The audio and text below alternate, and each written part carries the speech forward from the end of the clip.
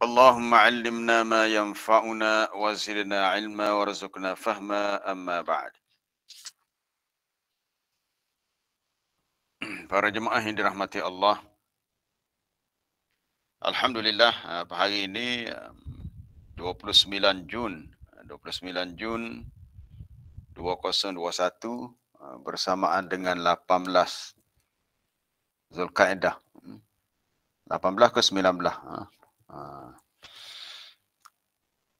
1442 hari Selasa, kita masih ada kesempatan untuk kita sambung program tadabbur kita pada pagi ini. InsyaAllah untuk hari ini, iaitu ayat yang ke-8. Tajuk yang sangat-sangat penting. Sebab tajuk ni memang ada kena-mengena dengan kita semua. Dengan kita semua. Iaitu keperluan untuk kita kembali kepada Allah dengan bertaubat. Kita nak bertaubat ni semasa kita hidup lah. Bila kita dah meninggal, peluang untuk bertaubat itu tidak ada lagi. Jadi ayat yang kita akan baca untuk kita sama-sama tadabbur pagi ini adalah ayat yang ke-8 dari surah At-Tahrim. A'udzu billahi minasy syaithanir rajim. يا أيها الذين آمنوا توبوا إلى الله توبة نصوحا عسى ربكم أن يكفر عنكم سيئاتكم ويدخلكم جنات تجري من تحتها الأنهار يوم لا يخزي الله النبي والذين آمنوا معه نورهم يسعى بين أيديهم وبأيمانهم يقولون ربنا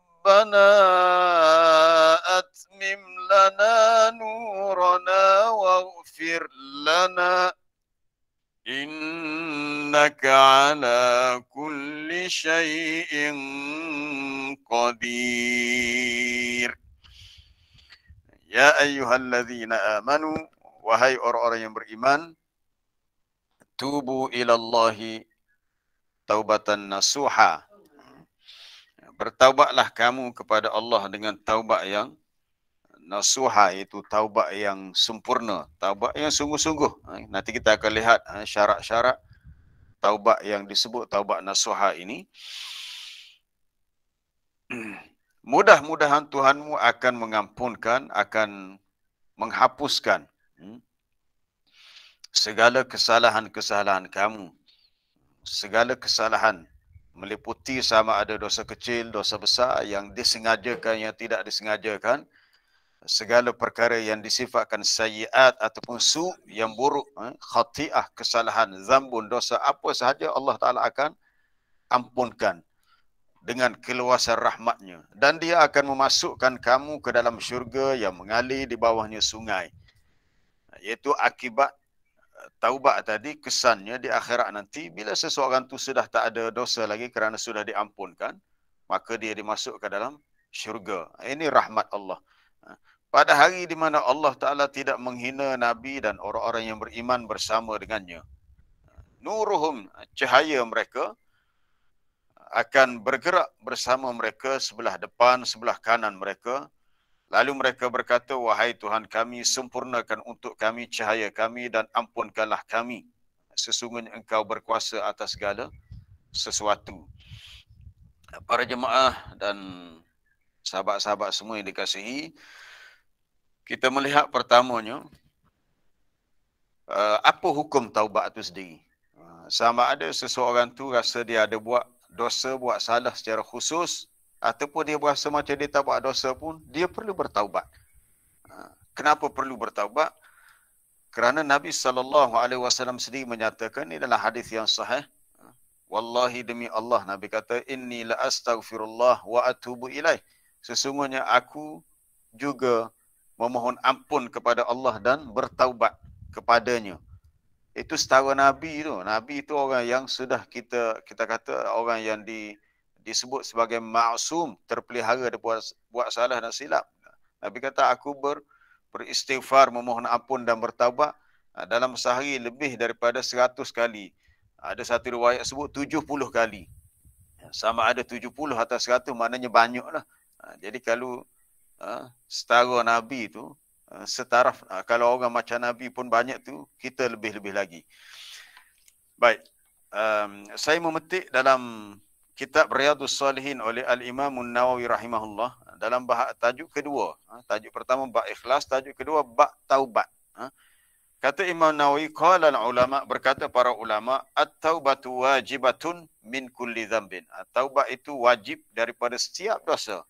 Apa sahaja dosa yang kita lakukan, apatah lagi kalau dia sedar dia berdosa, maka dia wajib bertaubat. Yang jadi masalahnya, dia tahu dia berdosa, dia tak nak bertaubat. Ataupun dia melengah-lengahkan bertaubat. Di antara adab bertaubat, kena segera bertaubat. Nanti kita akan lihat ayat dalam surah An-Nisa. Taubat itu wajib. Fa in kanatil ma'asiyatu bainal 'abdi wa bainallahi ta'ala. Kalaulah perbuatan dosa maksiat itu antara si hamba dengan Allah Ta'ala, maknanya dosa si hamba dengan Tuhannya, la tata'allaku bihaq adami, tak ada kaitan dengan hak manusia sesama manusia, maka katanya falaha thalathatu syurut, ada 3 syarat. Syarat yang pertama, an yuqli'a 'anil maksiyah, dia kena asingkan ataupun kena tinggalkan, kena pisahkan daripada perbuatan maksiat. Apa sahajalah, apa sahaja. Tak boleh dia berterusan. Kalau dosa itu dalam bentuk katakanlah mendedahkan aurat, bertaubat dan terus tutup aurat. Kalau terus menerus, kalau seseorang itu menyatakan dia bertaubat tapi masih ada dosa yang dia lakukan secara berterusan, maka tak memenuhi syarat yang asas yang pertama, iaitu al-iqla' ataupun an-yuqli'a, dia kena tanggalkan diri ataupun kena pisahkan, kena jauhkan daripada perbuatan maksiat. Maksud maksiat di sini pun kita kena faham, maksiat ni apa sahaja dosa yang kita dikira menderhakai Allah. Apabila kita melakukan sama ada dosa kerana meninggalkan perkara yang diwajibkan atau melakukan perkara larangan, hak Tuhan suruh kita tak buat, hak Tuhan larang kita buat, itu dosa. Kita meninggalkan perkara yang fardu dan kita melakukan perkara yang ditegah, itu dosa. Kita ambil contohlah Nabi Adam AS untuk kita faham maksiat ni. Nabi Adam AS satu sahaja Allah Ta'ala larang kepada dia, iaitu jangan mendekati pokok ni tu. Bila dia lakukan juga, dia mendekati dan makan pokok larangan, maka Allah Ta'ala sebut dalam surah Taha, wa asa Adamu rabbahu. Adam telah bermaksiat kepada Tuhannya.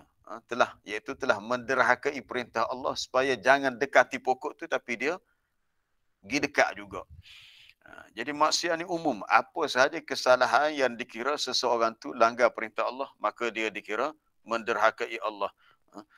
Ini satu perkara yang perlu kita sedar, bahawa kita ni lemah. Tetapi Allah Ta'ala dengan rahmatnya menjadikan adanya di sana peluang untuk bersih daripada dosa dengan kembali kepada Allah. Itu taubat. Taubat itu dengan maksud kita al-inabah, kembali, ar-rujuk, kembali kepada Allah dan memohon keampunan kepadanya. Yang kedua, an-nadam.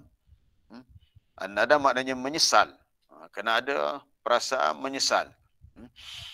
Kalau menyesal itu dah salah satu syarat taubat. Kecuali para ulama sebut dalam tafsiran ayat dalam surah Al-Ma'idah, kisah anak Nabi Adam, Qabil, yang bunuh saudaranya Habil. Walaupun dalam surah Al-Ma'idah disebut fa asbaha minan nadimin, jadilah dia orang yang menyesal.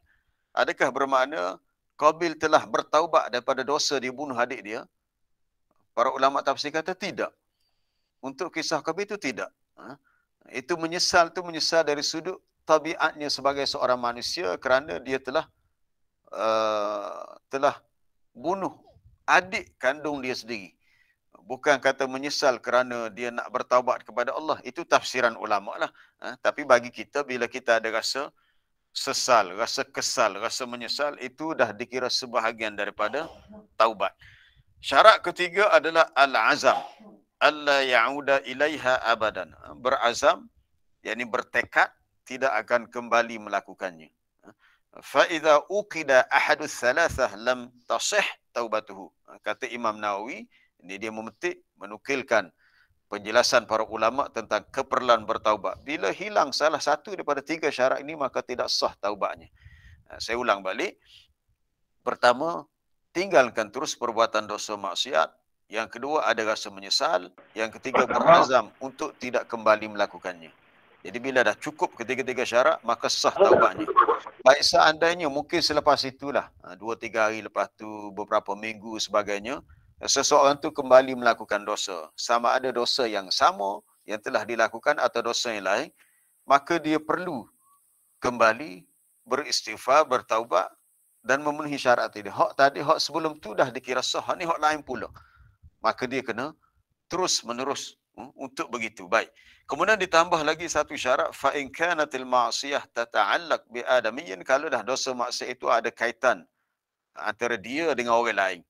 Maka syaratnya ada 4, ditambah satu lagi, ay yabra'a min sahibiha. Hendaklah dia lepaskan diri dia daripada hak orang lain yang telah dia ambilnya. Fa in kanat malan aw nahwahu raddahu ilahi. Kalaulah dosa tu dalam bentuk dosa harta, kita pernah mencuri harta orang tu, ataupun kita pernah menipunya, kita kata kita nak pinjam, kemudian kita tak kembalikan, tak pulang, maka kita kena kembalikan. Kena kembalikan hak orang lain yang telah kita ambil. Ataupun apa-apa kesalahan yang kita perlu minta maaf, jumpa dia. Wa yajibu an yatuba min jami'iz dzunub, dan wajib seseorang tu bertaubat daripada semua dosanya. Fa in taba min ba'dihha, sekiranya dia bertaubat daripada sebahagian dosa, yakni tidak semua dosanya, sahhat taubatuhu 'inda ahli al-haq, maka sudah dikira sah taubatnya di sisi pandangan yang benarlah. Tapi setakat tu sahajalah. Sepatutnya seseorang tu bertaubat bagi semua dosa yang dia telah terlibat dengan, supaya dia benar-benar bersih daripada dosa. Para jemaah yang dirahmati Allah, itu syarat. Antara adab bertaubat ialah bila seseorang tu sedar dia berdosa, bila dia tak tahu dia buat salah. Memang sepatutnya begitulah. Walaupun secara zahirnya kita rasa macam kita tak buat salah pun hari ni, tapi sebaiknya sebelum kita memejamkan mata setiap kali kita tidur waktu malam, sebaiknya kita beristighfar, kita memohon kepada Allah. Kalau kita berkesempatan, kita lakukan salat sunat taubat. Walaupun kita rasa kita tak ada buat dosa pun hari itu, tapi sedarlah bahawa memang ada dosa. Di sisi orang-orang yang dekat dengan Allah, walaupun mungkin bagi orang lain tak anggap dosa, bagi dia anggap itu dah dikira dosa. Dosa kerana banyak masanya terbuang perkara yang tidak berfaedah. Kerana hari itu dia telah berbelanja lebih, melebihi keperluan dia. Itu berlakunya pembaziran dalam pengurusan harta. Atau dosa kerana hatinya telah menaruh mungkin sangkaan buruk kepada orang lain. Ataupun mungkin hari itu telah terlintas di hatinya ada sifat riak, nak menunjuk-nunjuk. Ataupun rasa ujub. Itu dosa-dosa hati. Dosa ni bukan hanya melibatkan pada perbuatan, perkataan, tetapi termasuk juga dosa batin. Dosa jiwa manusia yang boleh jadi kita tak sedar. Kita tak sedar. Kadang-kadang kita seorang-seorang ke masjid, tengok orang lain tak pergi. Kita kata macam mana orang lain nak selamat. Aku yang pergi ke masjid ni belum tentu selamat. Kita bimbang. Timbul perasaan itu, kita rasa ujub. Rasa kita ni baik sangat dah. Astaghfirullah. Kita bertaubat kepada Allah. Kita memohon ampun. Kalau terlintas di hati kita yang kita rasa kita baik, Allah Ta'ala sahaja yang lebih tahu siapakah yang bertakwa. Fala tuzakku anfusakum. Jangan kamu menganggap bersih diri kamu. Huwa a'lamu bimanit taqwa. Dialah yang lebih tahu siapakah yang bertakwa dalam kalangan hambanya. Segera bertaubat. Saya nak para jemaah buka surah An-Nisa, muka surat 80. Muka surat 80. Di akhir juzuk yang keempat, surah An-Nisa ayat 18, 17, ayat 17 dan 18. Ini tentang tajuk taubat.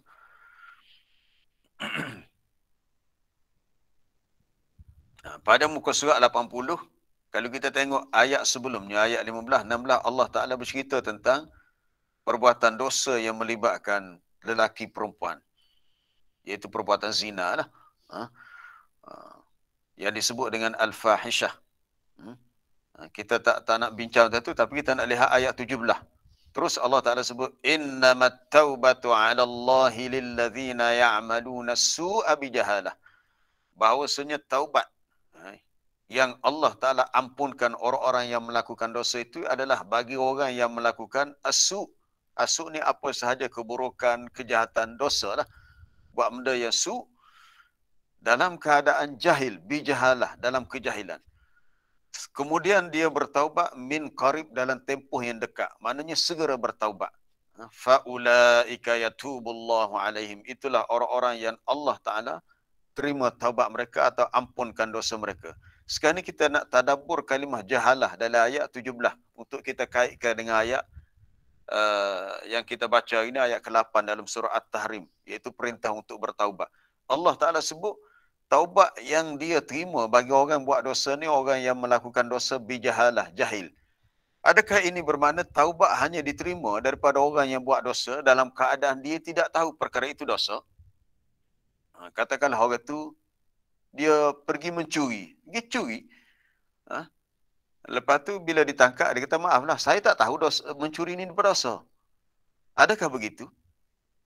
Itu satu yang tidak munasabah. Kita kata semua orang yang pergi mencuri, kalau dosa curi lah, dia tahu bahawa mencuri itu berdosa. Bermakna dia tidak jahil dengan mencuri itu perbuatan dosa. Dia tahu.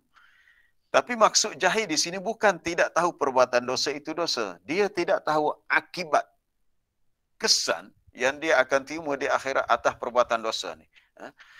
Kita baca dalam ni kitab Mukhtasar fi Tafsir Al-Quran.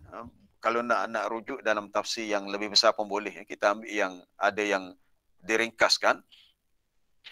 Innama yakbalu Allah taubatal ladzina aqdamu ala irtikabi dhunubi wal ma'asi bijahlin minhum. Itu disebut tafsirnya. Bahawasanya Allah Ta'ala terima taubat bagi orang yang melakukan akan yang dia membawa dirinya untuk terlibat melakukan dosa dan maksiat dengan jahil. Maksud jahil di sini li'aqibatiha wa syu'miha. Dia jahil dengan akibat. Dan juga dengan kecelakaan, dengan buruk dengan kesan buruk, kesan dan akibat. Jadi wa hadza sya'nu kulli murtakibi dhanbin muta'ammidan kana aw ghayr muta'ammidin. Dia kata inilah keadaan sebenar bagi setiap orang yang buat dosa, sama ada dosa itu disengajakan olehnya atau tidak disengajakan. Dosa yang sengaja, tak sengaja, dia tahu, tak tahu perbuatan itu dosa, tetap dikira jahil. Maksud jahil di sini bukan jahil tak tahu perbuatan itu berdosa, tetapi dia tak tahu akibat daripada perbuatan dosa. Baik. Maksud sengaja ialah dia buat dengan pilihannya. Dan dia lakukan berterusan. Kita tengok ada pembaca berita dalam tim, maaflah kalau mungkin terkena dengan siapa-siapa yang ada dalam kalangan jemaah kita. Mungkinlah dia ahli keluarga kita, rakan kita. Saya lihat ada pembaca berita TV yang perempuan, ada setengah channel yang tak menutup aurat. Bahasa mudahnya tak bertudung lah. Walaupun tak soal dia tak pakai niqab, tak pakai furdah, itu khilaf dari kalangan ulama fiqh. Tapi dia tak bertudung. Kemudian muncul pula berita untuk siaran berita malam esok minggu depan, begitu juga berterusan. Adakah dia tak terasa bahawa perbuatan itu salah? Kalau dia rasa, bermakna dia buat secara sengaja. Sebab dia tahu. Dia tahu. Tetapi setiap orang yang buat dosa, sama ada dia tahu, tak tahu, dia sengaja, tak sengaja, dia tetap dikira jahil. Maksud jahil di sini tak tahu kesan akibat dosa yang dia akan tanggung di akhirat. Maka kesimpulannya setiap orang yang buat dosa dikira jahil. Jahil bukan jahil tak tahu dosa, tak tahu akibat dosa. Okey, itu selesai. Yang kedua, dia perlu bertaubat dengan segera. Saya dah sebut sebelum ni, kita hidup ni banyak pilihan. Kita boleh pilih nak buat dosa atau nak buat pahala. Kita bangun pagi, kita boleh pilih nak makan nasi kerabu ke nak makan nasi dagang, boleh pilih.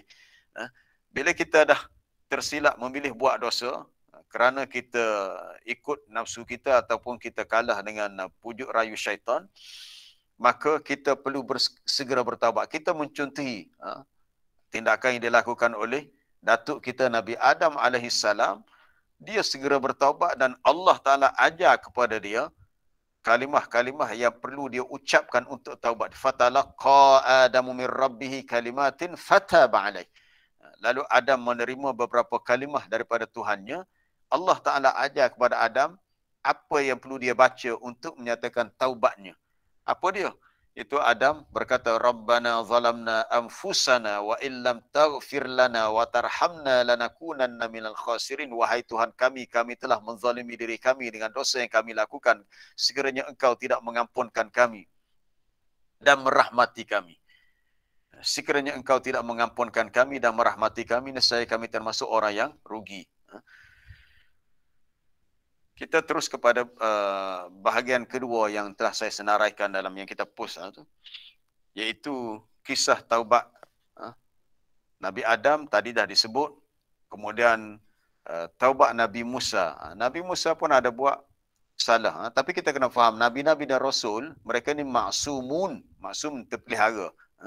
Cuma bila mereka buat salah, kita kena lihat salah tu dari sudut apa. Contohnya Nabi Adam tadi, dia makan buah yang dilarang dalam syurga dengan sebab dia lupa. Rujuk di dalam ayat di dalam surah Taha tu, walaqad ahidna ila adama min qablu fanasiya walam najid lahu azma. Sesungguhnya kami telah membuat janji, mengambil perjanjian dengan Adam, itu janji jangan dekati pokok ni. Tetapi dia lupa, fanasiya, dia lupa, dan kami tidak mendapati dia memiliki azam untuk melaksanakan janji itu. Itu atas kelemahan dia lupa. Kemudian Nabi Musa alaihissalam, satu ketika dia berada di di suatu bandar di Mesir.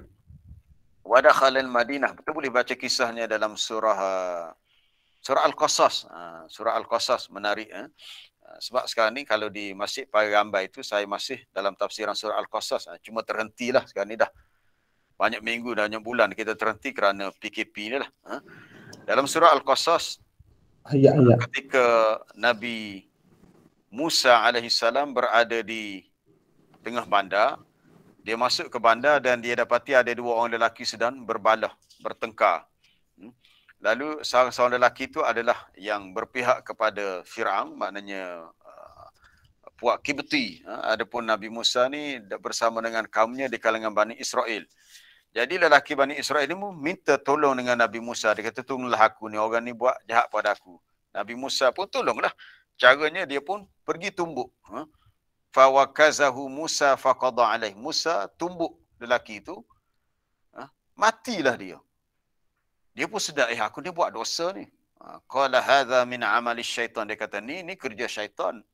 Sesungguhnya syaitan tu musuh yang suka menyesatkan orang lain. Mudillun mubin. Lalu dia terus menyatakan taubatnya. Rabbi inni zalamtu nafsi faghfirli. Wahai Tuhanku, aku telah buat zalim pada diri aku. Kerana aku telah membunuh hari ini seorang manusia.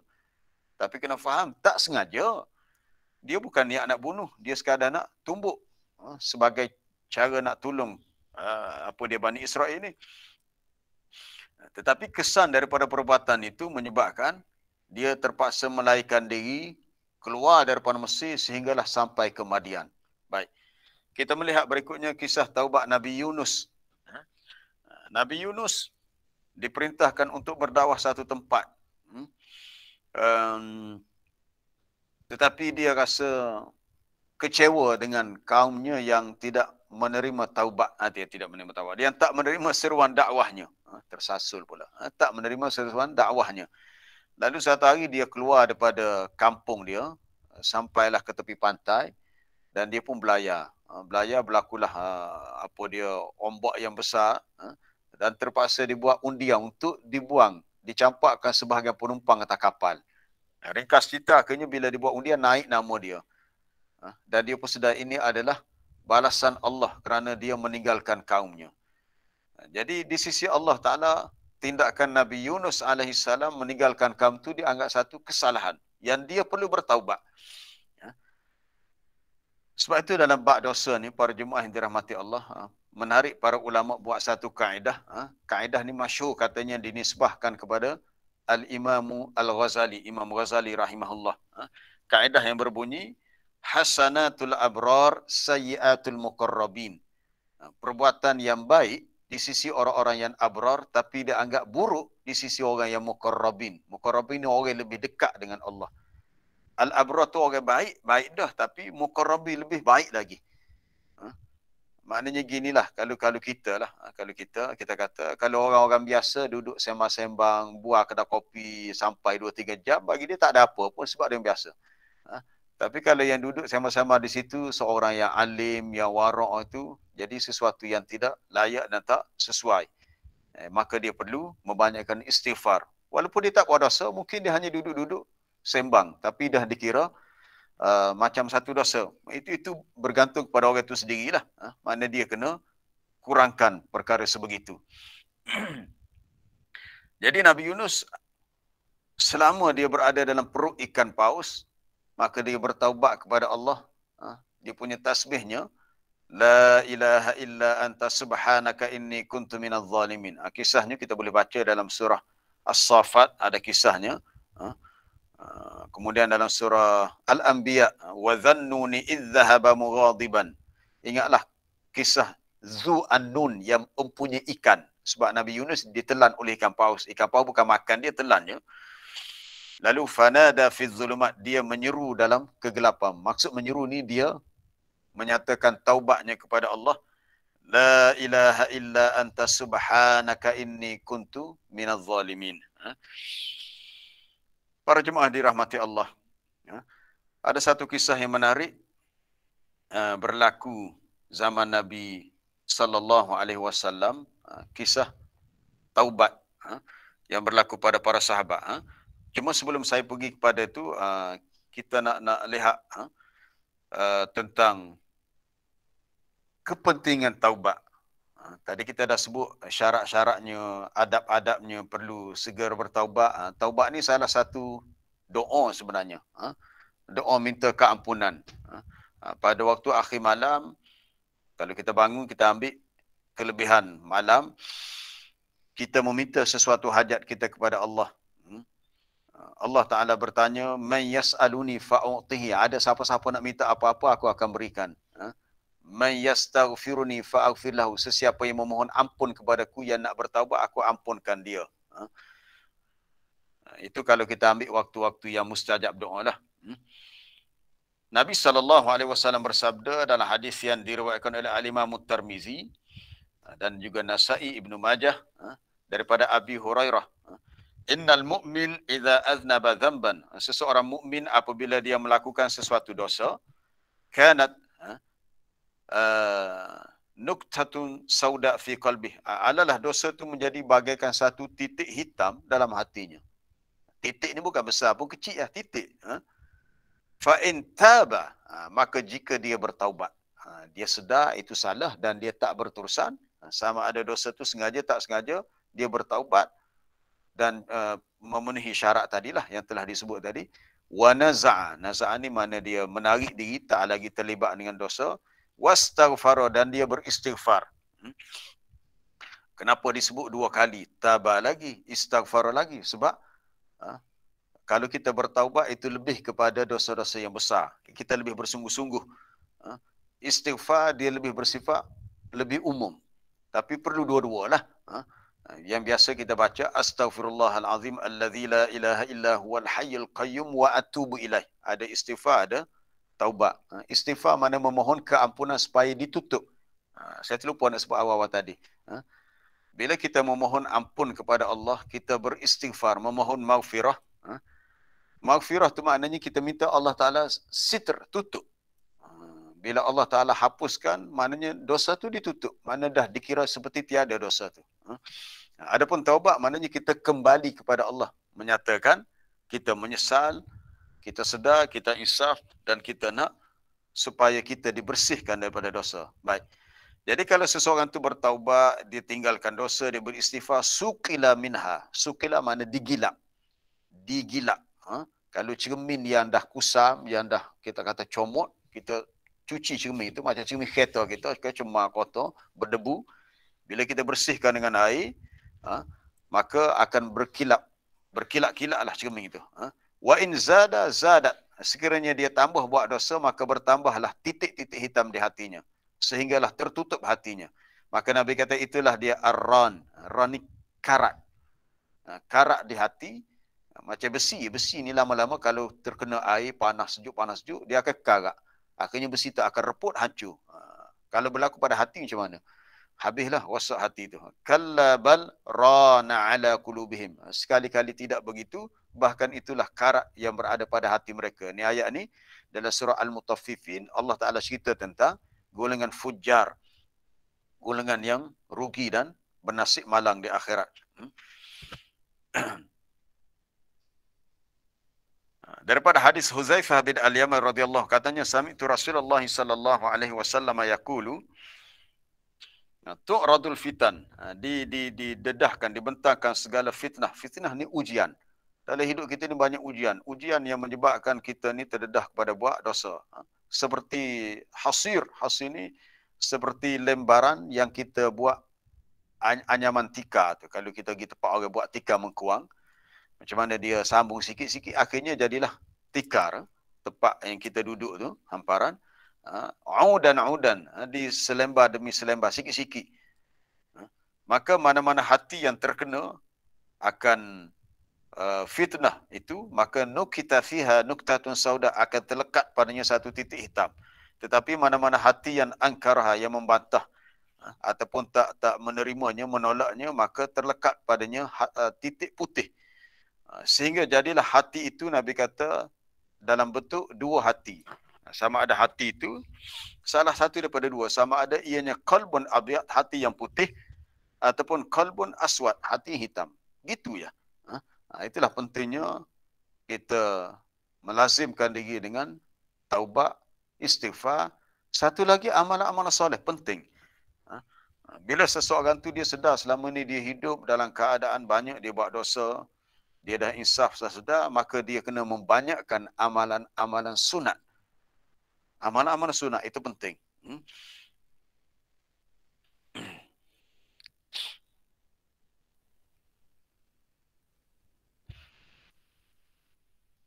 Dan janganlah seorang itu meremehkan akan dosa-dosa yang kecil. Kerana apabila ia terhimpun, ini mafhum daripada hadis riwayat Imam Ahmad, dosa-dosa kecil apabila yajtami'na 'ala ar-rajul hatta liknahu. Bila dosa itu dah terhimpun banyak, akan membinasakan seorang lelaki itulah. Kemudian kita melihat dari sudut yang lain, segala fitnah atau dosa ni dia boleh terbahagi kepada dua. Imma an takuna al-fitan min babi asy-syubhat au takuna min babi asy-syahwat. Sama ada berlakunya fitnah dosa tu kerana berlakunya syubhat. Syubhat ni perkara yang sama-sama kepada manusia, dia perlu mengelak daripada perkara syubhat, ataupun disebabkan ikut hawa nafsu, asyahwat, keinginan-keinginan yang tidak baik. Jadi syahwat ni tidaklah nafsu seksual saja, kita kena faham. Syahwat ni apa sahaja yang manusia inginkan tetapi menyalahi kaedah hukum agama. Contohnya kita berasa nak memiliki harta yang banyak. Dalam Al-Quran, dalam surah Ali Imran muka surat yang kedua, zuyyina lin-nasi hubbus syahwat, dihiaskan manusia ni suka kepada keinginan-keinginan, sama ada minan nisa wal banin, nak memiliki adanya isteri, pasangan, adanya anak, memiliki wal qanatiril munqantar, harta yang melimpah ruah, ada emas, ada perak, ada apa dia lagi, ada kuda, kalau sekarang ni kereta lah, ada wal musawwamah, tanah-tanah kebun, wal an'am wal harth, ada binatang ternakan. Itu fitrah manusia, ada keinginan. Tak salah. Hak salahnya apabila perkara itu dicari tanpa mengikut batas-batas hukum agama, hukum syarak. Mencuri contohnya, kita nak kepada harta, kita curi. Rasuah, menipu, itu salah. Itu yang menyebabkan jatuh kepada dosa dan perlu bertaubat. Sebab mahu memenuhi keinginan sehingga mengenepikan hukum hakam agama.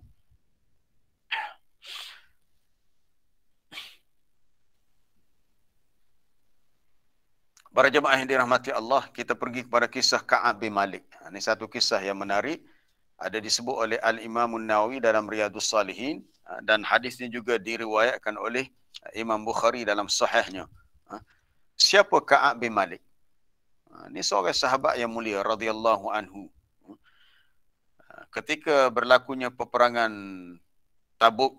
Peperangan Tabuk ni peperangan yang terakhir dalam hidup Nabi SAW. Berlaku pada akhir tahun 10 Hijriyah.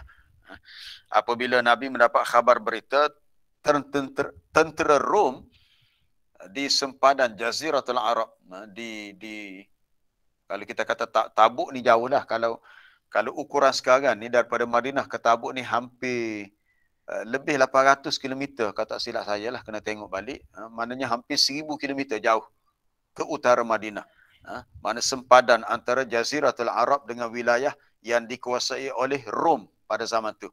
Jadi bila dapat khabar berita tentera Rom yang berjumlah ratusan ribu mahu menyerang kota Madinah, maka Nabi SAW mempersiapkan bala tentera yang ramai jugalah. Ramai, lebih daripada 20,000. Itu kira paling besar. Jadi bila Nabi berangkat pergi, kebetulan musim tu pula musim panas. Buah kurma hampir nak masak dah. Jadi Ka'ab bin Malik ni dia menangguh-nangguh. Dia kata tak apalah, nak tunggu-tunggu dulu. Orang lain pergi dah. Bukan dia tak nak pergi. Tapi dia kata nak pergi lepas-lepas ni lah. Akhirnya dia tertinggal, tak pergi. Dia dan ada dua orang lagi rakannya. Murarah bin Ar-Rabi'.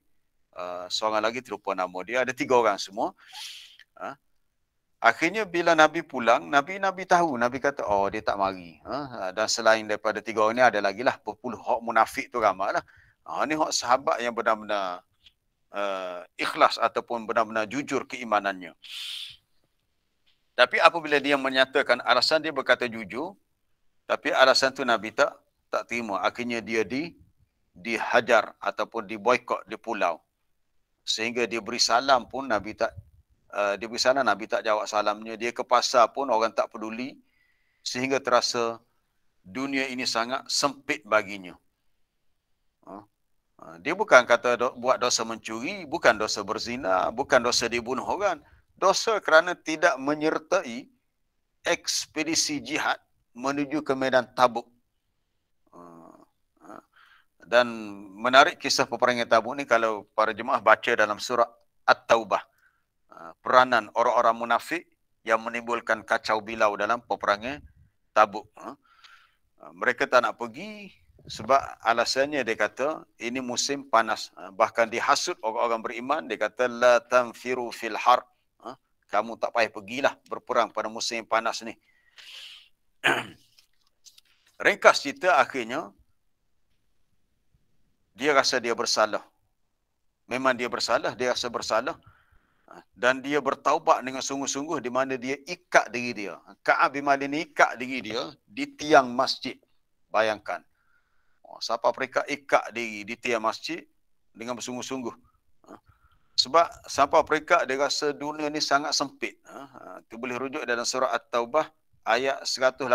Di akhir dah, akhir surah Taubah. Muka surat yang kedua sebelum berakhirnya surah At-Taubah.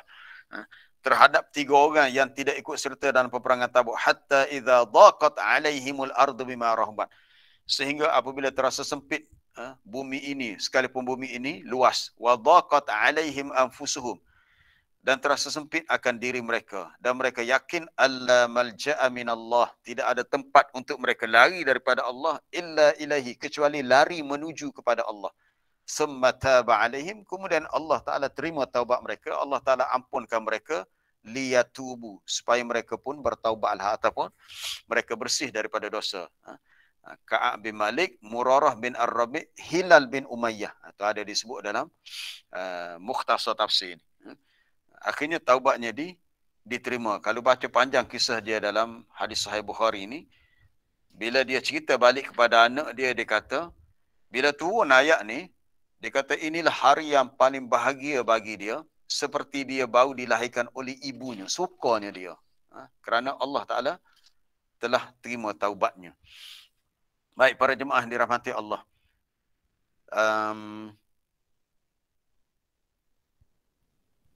Pintu taubat sentiasa terbuka. Kena ingat, pintu taubat secara sentiasa terbuka. Selagi orang yang bersalah tu belum sampai nyawa ke halkum, ataupun sebelum berlakunya kiamat, naiknya matahari daripada sebelah barat, pintu taubat sentiasa terbuka. Dan Allah Ta'ala sangat luas rahmatnya untuk dia mengampunkan dosa hambanya. Baik, kita lihat untuk bahagian keempat, dah 7 suku dah, iaitu tentang rahmat Allah Ta'ala lebih luas daripada dosa hambanya. Kalau si hamba tu rasa dosa dia banyak, maka dia kena ingat rahmat Allah Ta'ala untuk dia dapatkan keampunan tu jauh lebih besar lagi, lebih luas lagi. Iaitu kisahnya kalau dalam Riyadhus Salihin, di bawah hadis kisah zaman dahulu, seorang lelaki yang zaman dululah, zaman Bani Israel, dia telah membunuh tis'atan wa tis'ina nafsan, 99 orang. Kerja dia bunuh orang je.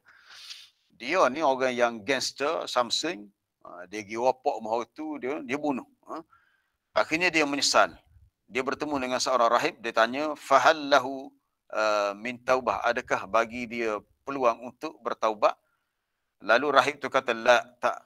Kamu dah buat dosa yang banyak ni, bunuh 99 orang. Macam mana Tuhan nak terima taubat kamu? Disebabkan rasa kecewa dan marah, si pembunuh ni bunuh pula rahib tadi. Dia dah bunuh 99 orang. Bila rahib tu memberikan jawapan yang mengecewakan dia, bukan jawapan nak memberikan harapan untuk dia bertaubat, orang Kelantan kata geredoh, lalu marah sangat, fakam malabi mi'ah, lalu cukuplah bunuh seorang lagi, cukup 100. Dia pun menyesal, tak ada apa. Sebab dah bunuh tu dah jadi profession dia, dah jadi pekerjaan dia. Bunuh. Dah bunuh 100 orang. Akhirnya dia bertemu dengan seorang rajulun alim, seorang lelaki yang alim. Rahib tadi bukan alim, rahib tu ahli ibadat. Ini beza antara ahli ibadat dengan orang alim. Jadi kalau ada masalah yang timbul, jangan tanya orang yang kita lihat dia ni warak, rajin ke masjid, buat amal ibadat. Belum tentu dia alim. Dia rajin beribadat tapi dia tak ada ilmu. Dibimbangi, dia akan beri fatwa dan pendapat dalam hukum agama yang tidak betul. Jadi lelaki itu jumpa seorang alim, dia kata dia dah bunuh 100 orang. Dia tak ceritalah orang yang ke 100 tadi seorang rahib, kerana dia nak marah, beri jawapan yang mengecewakan dia. Dia tak beritahu tu, tapi dia dah bunuh 100 orang. Lalu orang alim ni kata, na'am, ya, masih ada peluang untuk kamu bertaubat. Kerana tidak ada sesiapa yang boleh menghalang antara kamu dengan taubatmu kepada Allah. Lalu orang alim tu kata, macam inilah kalau kamu nak bertaubat, intalik ila ardin kadha wa kadha, mugilah ke satu tempat, kamu kena berhijrah, kamu kena tinggalkan kawan kamu yang jahat itu, ataupun kawasan kampung yang kebanyakan orang-orang yang jahat, yang fasik itu. Kamu pergi satu tempat, di situ ada orang-orang yang saleh, mereka itu ya'budunallaha ta'ala, mereka beribadat kepada Allah.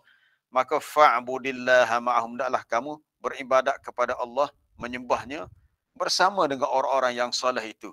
Wala tarji' ila ardi, jangan kamu kembali ke tempat kamu. Jangan balik kepada kampung asal kamu. Fa innaha ardun su', ia adalah bumi yang buruk, tempat yang tidak baik. Maka lelaki itu pun pergi. Sampai tengah jalan, atahul maut, datanglah kematian. Matilah dia. Lalu fakhtasamat fihi malaikatur rahmah wa malaikatul azab. Berlakulah perbalahan. Balah pula antara malaikat rahmat dengan malaikat azab.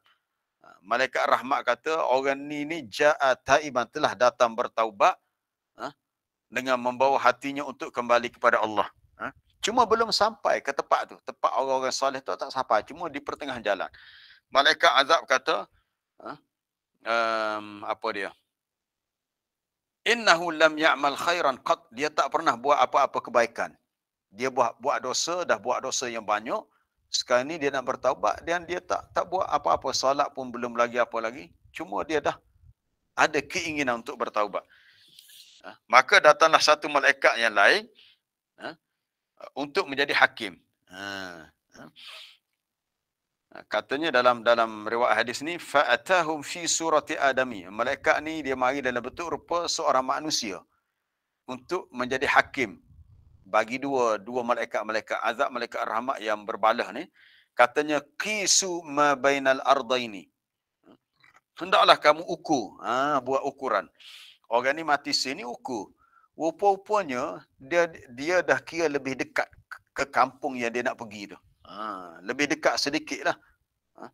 Maka dengan rahmat Allah, dia dimatikan dalam keadaan baik. Walaupun dia tak sempat buat apa-apa kebaikan, tetapi kerana niatnya nak bertaubat, maka dia diampunkan. Walaupun dosanya banyak. Ini menunjukkan luasnya rahmat Allah. Apabila seseorang tu dah betul-betul berazam untuk bertaubat. Para jemaah yang dirahmati Allah, berbaki masa 10 minit, saya nak minta para jemaah buka surah Az-Zumar. Surah Az-Zumar, surah yang ke-39. Dalam juzuk yang ke-20. Juzuk yang 24. Di akhir surah Az-Zumar, kita bertemu dengan ayat yang berbunyi, ayat tu pada muka surah 464, ayat 53. Ayat yang berbunyi, Qul ya ibadiyallazina asrafu ala anfusihim. Katakanlah wahai Rasul, katakanlah kepada hamba-hambaku yang telah melampaui ke atas diri mereka. Maksud melampaui yang telah banyak buat dosa. Sama ada dosa itu syirik mereka kepada Allah, ataupun irtikabul ma'asi, buat perkara maksiat. Bagi orang yang rasa dia dah banyak buat dosa, la tayasu min la taqnatu min rahmatillah. Jangan putus asa daripada rahmat Allah. Innallaha yaghfirudz dzunuba jami'a. Sesungguhnya Allah Taala ampunkan dosa semuanya. Kalau kita nak bandingkan ayat ini dengan kisah lelaki Bani Israel yang buat dosa bunuh 100 orang tadi, kita lihat si alim tu beritahu, kamu kena intalik ila ardi kadza wa kadza. Kamu kena pergi pindah satu tempat tu. Mana kita melihat kalau ada sampai sekarang ni orang tu dia nak bertaubat, dia nak berubah, kita katakan dia kena tinggalkan kehidupan lamanya. Ini banyaklah saya lihat, kalau kita nak sebut di sini mungkin kita semua dah tahulah. Ramai di kalangan artis-artis di Malaysia sekarang ni dah yang dikatakan berhijrah. Berhijrah, alhamdulillah. Di mereka dulu seorang selebriti, terlibat dalam dunia glamour. Sama ada mereka ni pelakon, pelawak, penyanyi, berubah. Bila mereka nak berubah, saya katakan mereka perlu tinggalkan dunia glamour mereka. Kalau berubah tapi masih terlibat lagi, dengan alasan dia kata itu sahaja kerja yang dia boleh buat, dan pendapatan dia banyak dengan pekerjaan sebagai artis ni, banyak dia dapat duit. Kita kata kalau dia nak berubah untuk bertaubat, maka dia kena tinggalkan. Dia kena bertakwa kepada Allah. Cari suatu pekerjaan yang dia yakin bersih 100% pendapatan dia. Kalau dia sekadar kata dia dah berhijrah tapi masih terlibat, mungkin suatu masa nanti dia akan kembali mengulangi kesalahan yang sama. Itu masalahnya. Sebab kita faham daripada cerita tadi, Nabi beritahu, si alim tu beritahu kepada orang yang nak bertaubat, kamu kena berpindah, jangan duduk situ. Jadi kalau seorang artis tu tahu dosa yang dia buat ni sebab dia terlibat dalam dunia glamour ni, sukar untuk menghadap pada dosa, so dia kena tinggalkan kehidupan macam tu, dia kena berubah menjadi orang yang jauh daripada dunia tu. Lalu dia kata, lepas tu dia nak buat kerja apa? Allah Ta'ala itu maha kaya. Allah Ta'ala itu tidak kedekut. Allah Ta'ala maha kaya dan maha pemurah. Kita carilah apa pekerjaan yang lain, insya-Allah ada rezeki dengan cara yang lain. Tapi yang penting kita tidak terlibat dengan satu pekerjaan yang kita akan buat dosa setiap hari. Sama ada mendedahkan aurat ke, ataupun sama ada terlibat dengan pergaulan bebas ke.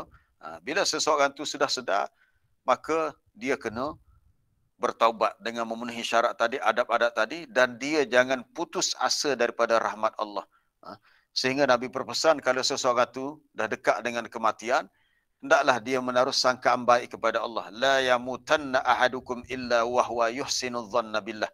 Janganlah seseorang tu mati kecuali dia mati dengan menaruh sangkaan baik kepada Allah. Maksudnya, kalau dia dah bertaubat, dia yakin Allah Ta'ala terima taubatnya. Kalau dia dah melakukan amalan soleh, dia yakin Allah Ta'ala terima amalan solehnya. Kemudian dalam ayat yang berikutnya, ayat 54 surah Az-Zumar, wa anibu ila rabbikum. Kembalilah kepada Tuhan kamu. Jadi orang yang nak bertaubat, dia kena kembali kepada Allah, kena berusaha untuk mendekatkan diri kepada Allah, kena sempurnakan amalan yang wajib, kena membanyakkan amalan-amalan sunat. Amalan sunat. Saya dah sebut kemarin antara perkara yang boleh mengelak kita daripada azab neraka, kita jaga solat kita, kita berpuasa, ataupun bersedekah. Kemudian Allah Ta'ala beritahu, wattabi'u ahsana ma unzila ilaikum min rabbikum min qabli an ya'tiyakumul azabu baghtatan wa antum la tash'urun. Ikutlah apa yang terbaik yang diturunkan kepadamu dari Tuhanmu. Itu ikutlah ajaran dalam Quran. Allah Ta'ala suruh kita ikut Al-Quran yang telah diturunkan kepada Nabi-Nya untuk kita amalkan. Jadi kalau seseorang itu bertaubat, dia kena ikut syarat ni, kena kembali kepada Allah, kena patuh pada perintah Allah dan kena ikut ajaran dalam Al-Quran. Para jemaah dirahmati Allah, dalam hadis himpunan hadis 40, sesiapa yang pernah belajar hadis 40 yang dihimpunan oleh Al-Imamun Nawawi rahimahullah, lihat hadis yang terakhir. Dalam hadis 40 tu dia ada bukan 40, ada 42. Ada 42 matan hadis. Hadis yang terakhir dalam matan Arba'in, hadis yang diriwayatkan oleh Al-Imam Tirmizi, katanya hadis hasan sahih daripada Anas bin Malik. Hadis tu menyebut tentang suatu firman Allah Ta'ala dalam hadis kursi. Kalau sesiapa yang biasa belajar ilmu hadis, dia tahulah. Hadis kursi ni maknanya, dia punya maksud hadis tu datang terus daripada Allah, tetapi lafaznya daripada Nabi. Dalam hadis kursi tu Nabi beritahu Allah Ta'ala ada berfirman, Allah Ta'ala ada berkata, ya bani Adam, wahai anak Adam, innaka ma da'autani wa rajautani ghafartu laka ala ma kana minka wa la ubali. Wahai anak Adam, sesungguhnya engkau selagi engkau berdoa kepada aku, engkau mengharapkan kepadaku. Ada dua tu.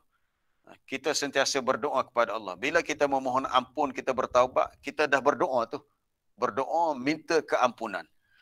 Dan kita mengharapkan, dalam hati kita ada harapan bahawa dosa kita Allah Ta'ala ampunkan. Selagi kita berada dalam keadaan macam tu, Allah Ta'ala kata, aku ampunkan kamu. Aku terima taubat kamu. Dan aku tak peduli sebanyak mana dosamu. Yang kedua, Allah Ta'ala beritahu, ya bani Adam, wahai anak Adam, lau balagat zunubuka ananas sama' thumma astaghfartani.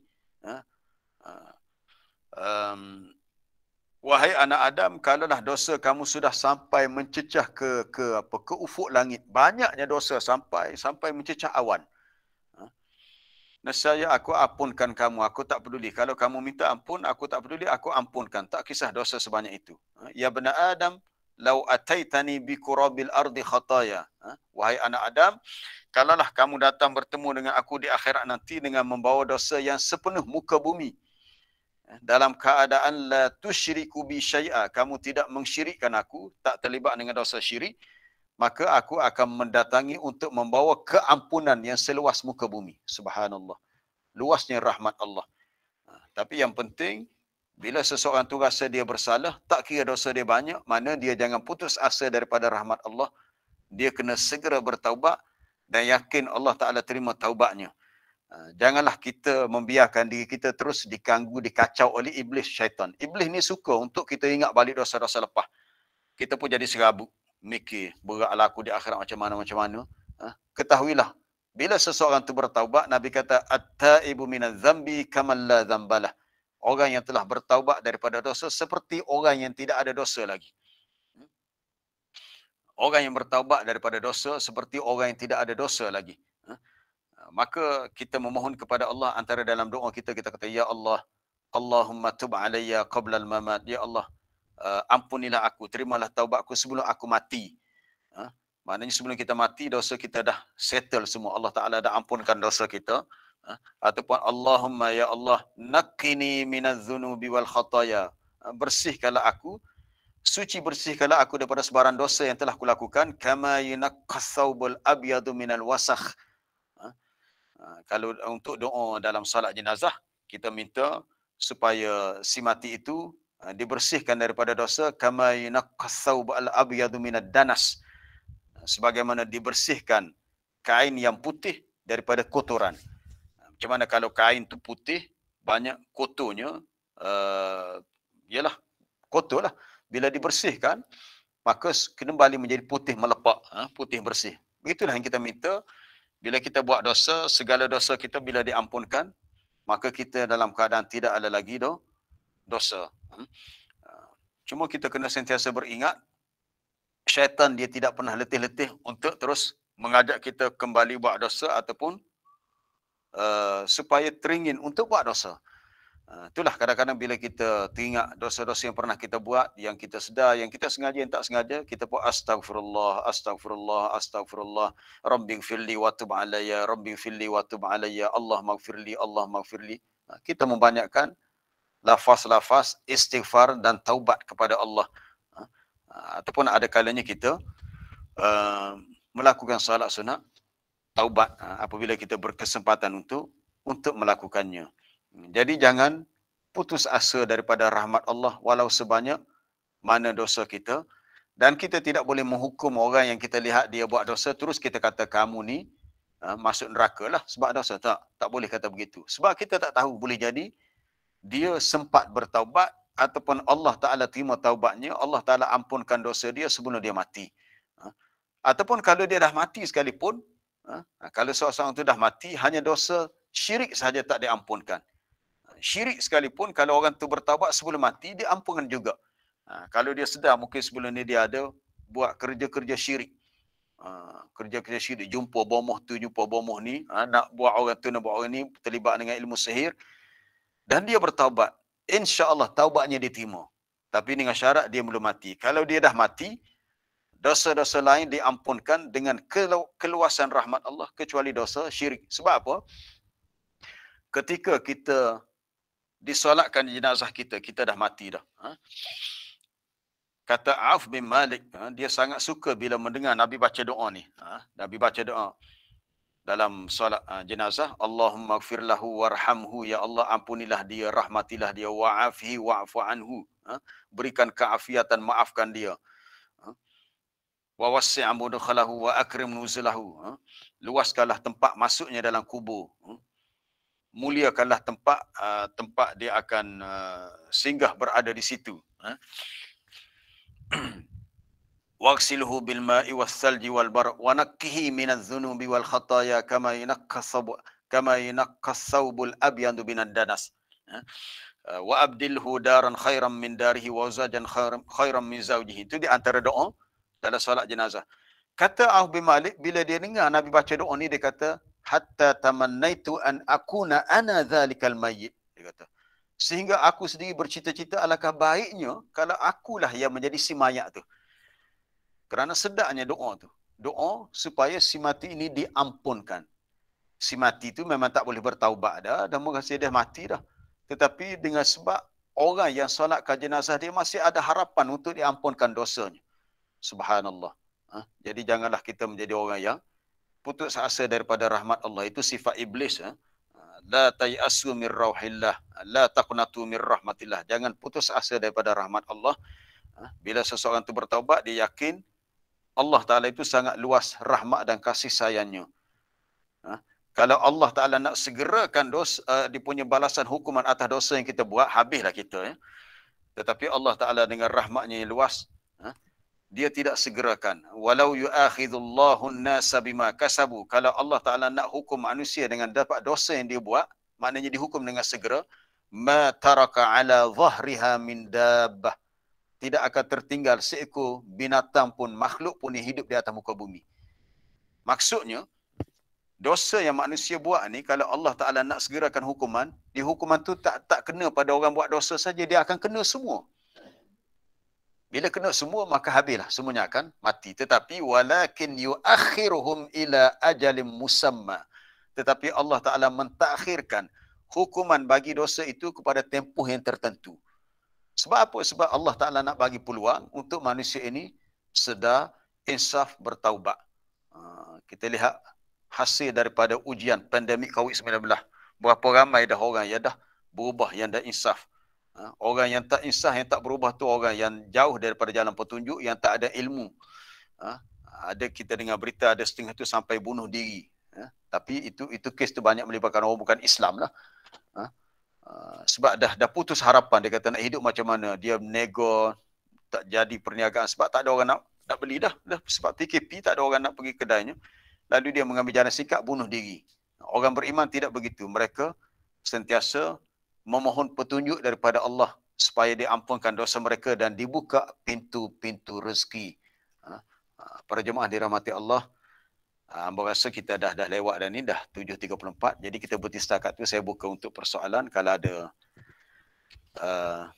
pertanyaan untuk tajuk yang kita bincang hari ni, itu pun tak habis kita nak bincang bab apa dia dimasukkan dalam syurga tu, tak habis lagi ayat tu sebenarnya. Baik, ada soalan ya? Assalamualaikum Ustaz. Ya, Waalaikumsalam. Nak tanya pandangan sikit sebab kita dengar ni macam-macam pandangan daripada asatizah jugalah. Macam mana dosa kita ya kita masuk, kita lara masa kanak-kanak remaja dulu, ya kita buat dosa dengan orang lah. Kita buat dosa, lepas tu kadang-kadang kita tak faham pun dosa masa tu. Kemudian kita dah terlanjur buat dosa yang banyak dan dah meninggal pun. Yang kita ambil barang dia, yang kita buat salah dengan dia, macam mana kita bertaubat tu, kita cari wari pun tak tahu ke mana. Kita sedekah tu, kita niat atas nama dia lah. Macam mana? Maknanya dosa ni melibatkan kita dengan orang lain lah. Yang orang lain. Kita sedekah tu, kita niat nak bayar hutang lama lah. Hutang kita buat salah dengan dia, ambil barang dia dulu. Macam mana? Selesai gitu kan macam mana? Terima kasih. Ya. Okey, secara ringkasnya beginilah. Ya, dosa ni ada dua, dosa kita dengan Allah Ta'ala dan dosa kita dengan sesama manusia. Kalau melibatkan dosa kita dengan orang lain, macam itulah kita kena raddul mazalim, kena kembalikan apa-apa yang kita telah menzalimi dia. Cuma kalau macam soalan tadi, kita dah tak tahu dia duduk di mana ataupun dia mungkin dah meninggal dunia, macam mana kita nak buat? Ada ulama yang memberi pendapat lah. Ini bukan pendapat saya, pendapat ulama. Sebagai jalan keluar daripada dosa tadi ialah kita bersedekah. Kita membanyakkan sedekah dan kita niatkan pahala sedekah ni sebagai ganti atas dosa yang kita buat kepada dia. Sedekah tu kira pahala tu untuk dia lah. Untuk dia. Maka kita mengharap dengan keluasan rahmat Allah, sedekah kita tu diterima dan pahala tu sampai kepada si mati, sedekah yang kita lakukan itu, dan menjadi sebab dosa kita diampunkan. Walaupun sebetulnya lah, kalau kita rasa dia masih hidup dan kita boleh jumpa dia, sebaiknya kita pergi jumpa dia lah. Kita jumpa dia dan kita minta maaf dan kita kembalikan hak dia tu. Ini satu kes yang berat sebenarnya bila melibatkan hakun adami, hak orang lain. Sebab tidak akan terampun dosa sehinggalah orang yang kita zalimi, yang kita ambil hak dia tu maafkan kita. Dia ada satu tempat di akhirat dinamakan Qantarah. Bila seseorang tu dah selesai hisap daripada mahsyar, dah melalui sirat. Sirat ni satu jambatan yang merentangi neraka, hujungnya syurga. Bila dah habis dah sirat, sebelum masuk syurga ada satu tempat Qantarah. Qantarah ni tempat nak dilakukan qisas sesama manusia dan sesama makhluk. Maka Nabi kata, kalau seseorang tu ada buat dosa pada orang lain, di situlah dia kena berikan pahala dia kepada orang lain. Kalau tak cukup, maka dia kena ambil dosa orang lain. Ini sedih saya lihat ada kes yang kita pernah dengar lah. Orang tu cerita, dia kata dia ditipu oleh ahli keluarga dia. Bukan orang lain pun, dia kata pak saudara dia, dia kata pak sepupu dia. Tipu macam mana? Tipu geran tanah, dia kata. Tanah ni dia kata sepatutnya salah seorang warisnya adalah dia sendiri. Tetapi pak saudara dia telah tipu, tanah tu tidak menjadi milik ayah dia. Ayah dia adik-beradik dengan pak saudara dia. Jadi bila pak saudara dia ambil, akhirnya tanah tu kerajaan ambil untuk buat jalan raya, dan pak saudara dia dapat pampasannya sampai berpuluh ribu, berjuta. Sedangkan harta itu sebenarnya bukan milik pak saudara dia, milik ayah dia, dia kata. Jadi sepatutnya dia sebagai waris terima lah. Tapi dia hanya boleh, orang kata kekoh jari lah, gigit jari, tengok saja. Duit hak berjuta tu jadi milik, sedangkan pak saudara ni orang masjid, rajin solat, rajin baca Quran. Tapi dia telah melakukan dosa, mengambil hak orang lain dengan pandai dia tukar nama atas Gerantano. Saya menyatakan kalau dia sedar itu salah, dia kena kembalikan hak itu kepada waris yang berhak. Kalau tidak, dia akan menyesal di akhirat. Dan kita bimbang segala amal soleh, solat dia, sedekah dia, puasa dia, dia terpaksa pindahkan pahala amalan tu kepada waris-waris yang dia telah ambil harta mereka masa di dunia. Inilah yang Nabi sebut orang yang muflis di akhirat.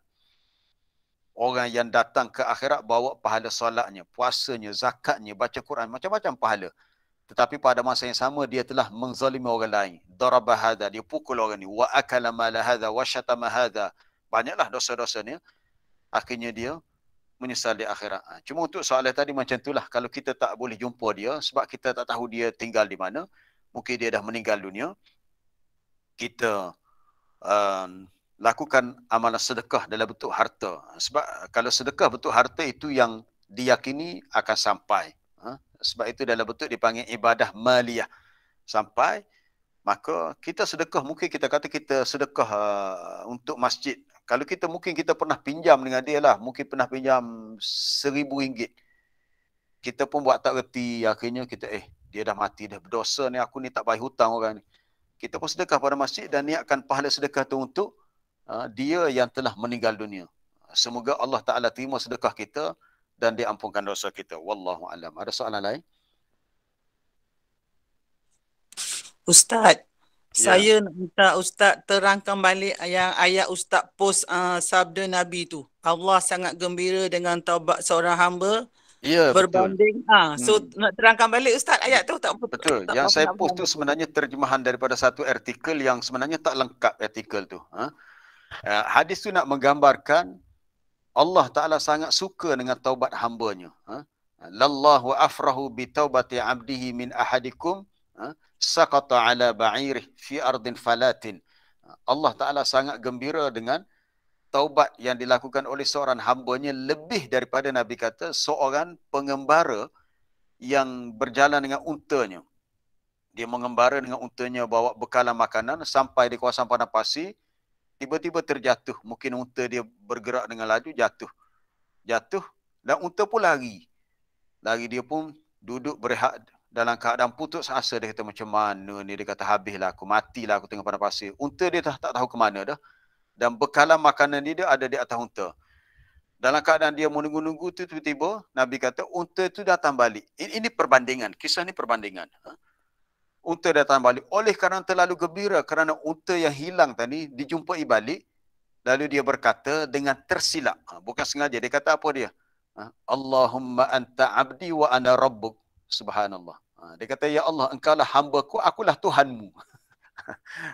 Nabi kata si hamba ni akhta'a, dia tersilap sebut begitu kerana misyiddatil farhi, sangat suka sangat.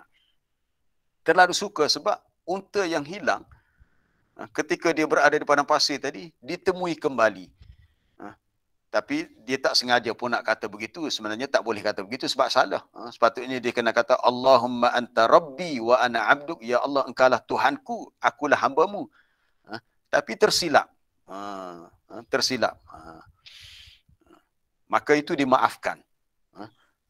Tak apalah tersilap dimaafkan. Tapi nak ceritanya Allah Ta'ala sangat gembira.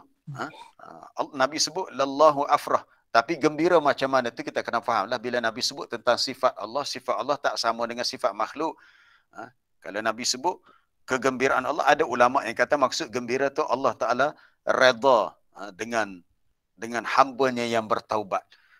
Jadi kalau kita bertaubat, sebenarnya Allah Ta'ala sangat menyukai akan taubat hamba yang bertaubat. Itu maksud sebenarnya daripada hadis tu. Okay. Ada soalan lain? Ya. Ustaz, Assalamualaikum Ustaz. Ya, cikgu, ya, salam. Ya ni Ustaz, apa ni kalau kita tengok orang bandua akhir hak hukum mati ni Ustaz ada? Ya, betul. Kau ini kalau kita tengok taubat dia kata Allah lah, sungguh-sungguh seolah-olahnya Ustaz. Bagaimana Ustaz? Minta pandangan Ustaz. Itulah yang saya lihat ialah satu mungkin peluang akhir. Dengan cara begitu dia jadi lebih bersungguh-sungguh. Berbanding dengan kita yang kita tak tahu bila kita mati ni, kita mungkin tak bersungguh. Orang yang rasa dia bersalah dan takut dengan balasan di akhirat, maka dia bersungguh-sungguh untuk bertaubat. Macam banduan akhir yang akan menunggu masa untuk dijatuhkan hukuman mati, biasanya hukuman gantung sampai mati, dia tahu pada hari dia digantung dia akan matilah. Maka tak ada peluang lagi untuk dia hidup.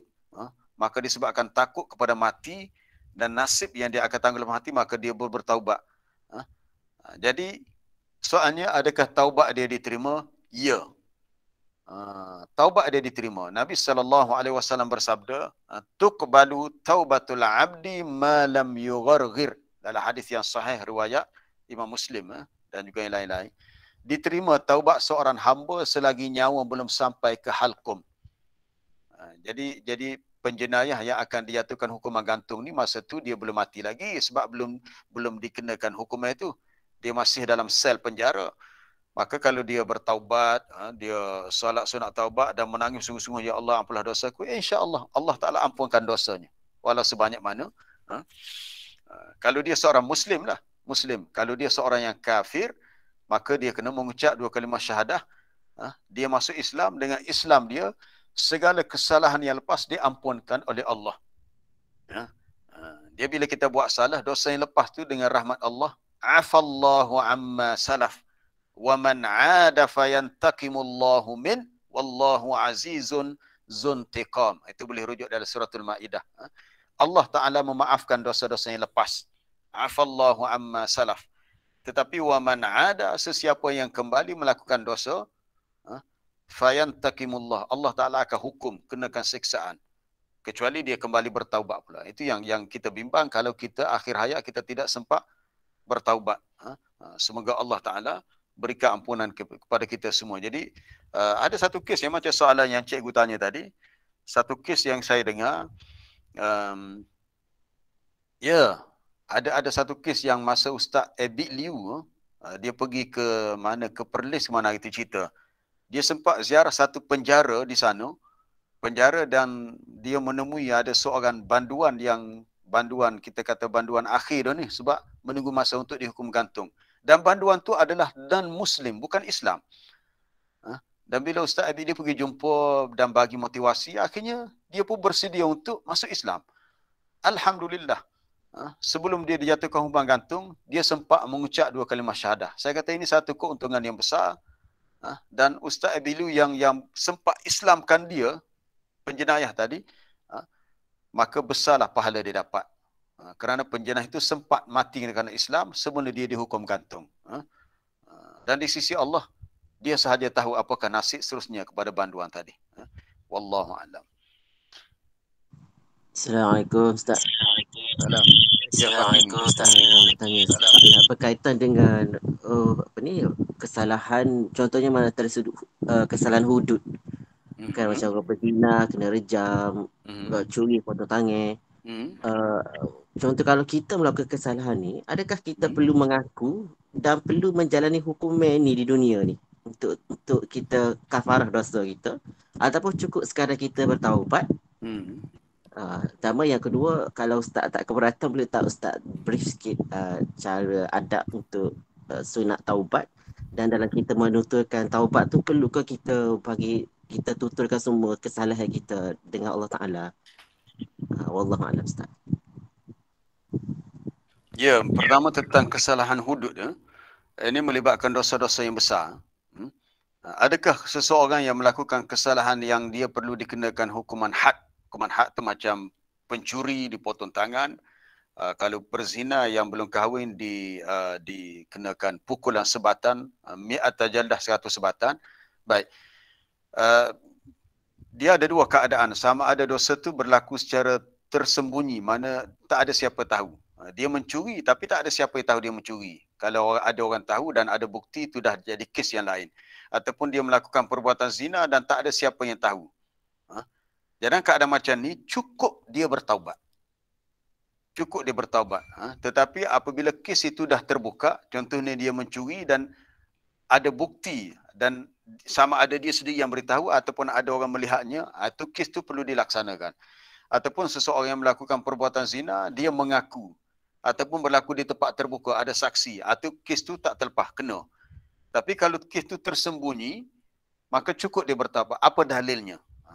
Dalilnya ada dalam riwayat Al-Hakim dalam Mustadrak. Nabi SAW bersabda, ijtanibu hadhihi al-qadhurat. Al-qadhurah. Nabi kata, hendaklah kamu jauhi daripada perbuatan-perbuatan yang kotor, jijik. Qadhurah ni pada perkataan qadhar. Qadhar benda yang kotor. Kotor nisbah kepada kejinya dosa itu. Kemudian Nabi pesan, faman alamma biha. Sesiapa yang terjebak dengan dosa ini, falyastatir bisitrillah.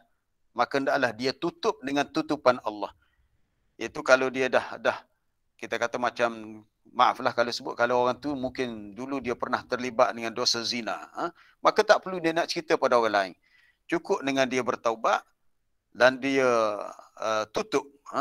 Kerana man yubdi lana sahifatahu, sesiapa yang menampakkan kesalahannya, nukim alaihi kitab Allah, kami akan laksanakan hukum Allah dalam kitabnya. Sebab dosa itu dah terbuka. Jadi kalau dosa itu orang tak tahu, ya cukup dengan beri dia bertaubat. Kes yang sama juga berlaku pada seorang lelaki namanya Ma'is bin Malik. Ma'is bin Malik. Peringkat awal bila dia datang jumpa Nabi, dia mengaku, dia kata, ya Rasulullah, inni zanaitu, aku dah berzina. Nabi kata, abika junun, muni gila ke? Dia buat dosa berzina, Nabi tanya, abika junun, muni ada penyakit gila ke? Dia kata, tak, dia waras, dia tak gila. Betul dia berdosa. Tapi Nabi berpaling pada, Nabi cuba untuk tidak mensabitkan kesalahan tu. Nabi kata, la'allaka, boleh jadi kamu hanya lamasta, kamu sentuh je perempuan tu. Ataupun qabbaltaha, kamu hanya cium dia. Tak, Nabi dia kata, tak, ya Rasulullah, aku telah berzina. Maknanya Nabi nak kalau boleh seseorang tu tidak menceritakan dosa dia, cukup dengan dia tutup bertaubat. Tapi bila dia dah cerita, bila dia dah bawa kes tu, maka hukuman perlu dilaksanakan. Kemudian dalam kes yang sama juga berlaku kepada Al-Ghamidiyah, seorang wanita daripada kabilah Ghamidiyah yang mengaku dia berdosa. Dia rasa tak cukup dengan dia bertaubat, dia nak dibersihkan dengan hukuman hudud di dunia. Sebenarnya dia ada dua pilihan, sama ada dia terus bertaubat kepada Allah dengan bersungguh-sungguh, ataupun kalau dia nak mengaku, itu terpulang kepada dia. Tapi dia kena bersedia terima hukuman. Bila dia datang mengaku, akhirnya masa dia datang tu, Ghamidiyah ni sudah mengandung. Jadi selepas dia melahirkan anak, dah habis tempoh, mana lama jugalah. Akhirnya dia dipanggil untuk dilaksanakan hukuman. Bila direjam, akhirnya dia matilah. Kemudian disolatkan jenazahnya. Lalu sahabat kata, ya Rasulullah, kamu lakukan solat jenazah pada dulu dia telah melakukan kesalahan zina. Apa jawab Nabi? Nabi kata, demi Allah, laqad tabat taubatan law qusimat baina sab'ina min ahli al-Madinah la wasi'atuhum. Perempuan ini dia dah bertaubat dengan satu taubat yang kalau diagihkan kepada 70 penduduk Madinah memang tak cukup nak bagi tu. Kalau pitih ke lebih banyak lagi.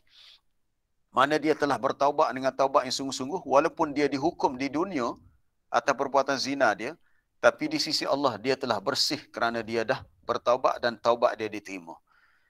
Jadi untuk soalan tadi, kalau seseorang tu merasakan cukup dengan dia bertaubat, itu yang lebih baik, maka cukuplah dia diam. Dia tak perlu hebohkan dosa dia. Tapi kalau dia cerita, kesan buruknya lebih banyak. Sebab kita tahu di negara kita tak dilaksanakan hukuman hudud. Kalau orang tu mengakulah pergi mahkamah syariah, dia kata dia dah buat dosa zina, mahkamah syariah tak boleh laksanakan sebab tak ada dalam peruntukan undang-undang mahkamah syariah tentang jenayah hudud, buat ini tak ada. Jadi yang lebih baik, cukup seseorang tu bertaubat, jangan dia ceritakan dosa dia. Mintalah keampunan kepada Allah dengan membanyakkan amalan-amalan yang saleh. Terlupa dah. Apa soalan kedua tadi, Fakimi? Soalan kedua tadi. Kata solat sunat taubat. Solat sunat taubat. Solat sunat taubat. Agak ni soalan terakhir lah sebab kita dah lewat dah ni. Solat sunat taubat ni dia tak ada satu bacaan yang khusus.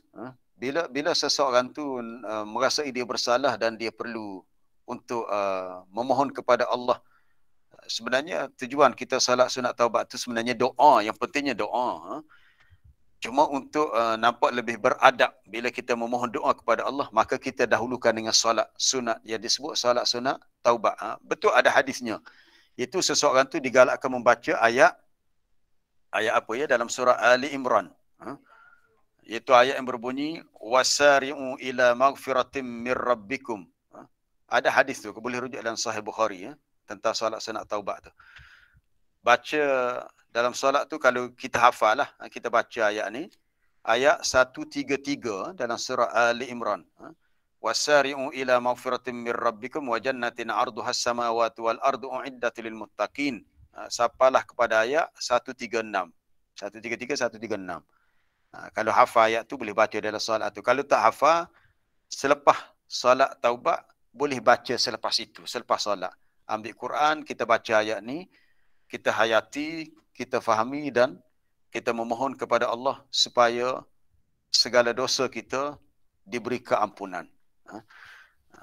Cuma dari segi adabnya lah, bila kita memohon keampunan, dia kena ada dua sifat, iaitu rasa takut dan rasa tunduk. Ud'u rabbakum tadarru'an wa khufyah. Berdoalah kepada Tuhanmu dengan penuh tadarru', merendahkan diri, dan penuh rasa dengan apa dia, dengan perlahan, dengan perlahan. Ataupun tadarru' tu juga dengan maksud rasa gerun dan takut. Maknanya bila kita berdoa minta keampunan, kita minta dengan bersungguh-sungguh.